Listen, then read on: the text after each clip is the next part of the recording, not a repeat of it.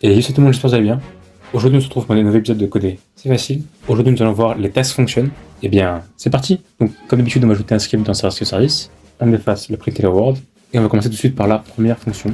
Task.wait, c'est une fonction qui permet d'attendre. C'est une des fonctions wait. Et on définit à l'intérieur des parenthèses le temps en secondes.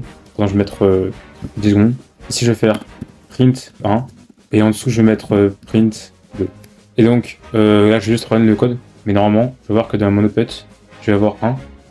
Puis ensuite, je vais avoir 2, 6 secondes après. Voilà, c'est le cas. Enfin, c'était la première chose parmi les tasks. Donc, task.spawn. Task.spawn, en fait, ça permet en fait de faire des fonctions. Du coup, je vais faire function. En fait, ça permet en fait de run des fonctions. Donc, run, en fait, c'est lancer. Donc, ça permet en fait de faire run un code dans une fonction en même temps que des choses. Par exemple, là, je vais faire par exemple function for i égale 1,10, voilà. Print spawn. On va mettre un wait 2 secondes. Et ensuite, en dehors, je vais faire par exemple, je vais juste demander de répéter par exemple 10 fois aussi, en attendant à chaque fois 2 secondes, de répéter print en dehors. Voilà. Et du coup, en fait, ça permet de faire la fonction en même temps que le reste du code. Vous voyez bien qu'à chaque fois, tous les 2 secondes, ça me print en fait spawn et en dehors. Alors que, on voit bien que c'est deux choses qui sont impliquées en fait. Et du coup, ça permet en fait de run des fonctions en même temps. Donc ça peut être pratique des fois.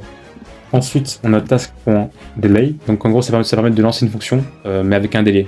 Donc d'abord, on commence à donner la valeur numérique pour rapport au temps en secondes. Donc je vais mettre 5, et je vais me donner ensuite une fonction qui sera en fait de, je vais mettre par une parenthèse, print le code vient d'être run. Donc du coup, ça va attendre d'abord 5 secondes, c'est en décalé. Puis ensuite, ça va faire la fonction qui en fait de print le code vient d'être run. Voilà. Ensuite, on a quoi? On a defer.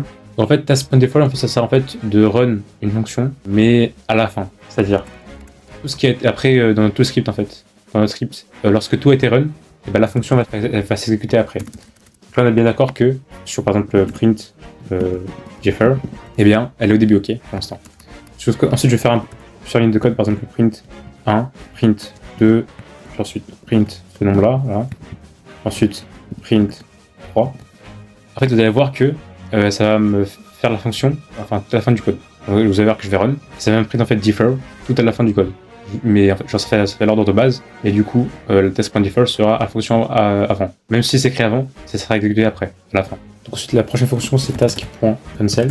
Donc ça sert en fait à annuler une fonction task. Donc par exemple, on va prendre task.delay pour qu'on puisse en fait avoir un délai et avoir un temps pour pouvoir réussir à intercepter le message. Et pour pouvoir en fait ensuite annuler. Parce que sinon ça va être très dur et ça va être très chiant. On va faire par exemple le local fonction delay. C'est égal du quoi? Task.delay. On va mettre 10 secondes. Ensuite function ici. Donc, la fonction ça sera par exemple de print task.delay play à et run. Et du coup ici on va faire par exemple en même temps. Enfin task.cancel, on va faire par exemple la fonction delay. Donc là, du coup, étant donné que je vais annuler la fonction par rapport au délai qu'il y a, du coup, j'aurai droit à 10 secondes pour pouvoir annuler la fonction. Là, quand je vais lancer, vous allez voir que dans 10 secondes, eh bien, en fait, ça va pas du tout faire print task.delay. Du coup, ça va pas run fonction délai. Donc voilà, c'était un peu tout pour cet épisode. J'espère qu'il vous aura plu. Si vous avez des questions, n'hésitez pas à les poser en commentaire ou alors dans le serveur Discord. Le lien est dans la description. Et puis sinon, je vous dis à très bientôt pour une nouvelle vidéo. À la prochaine!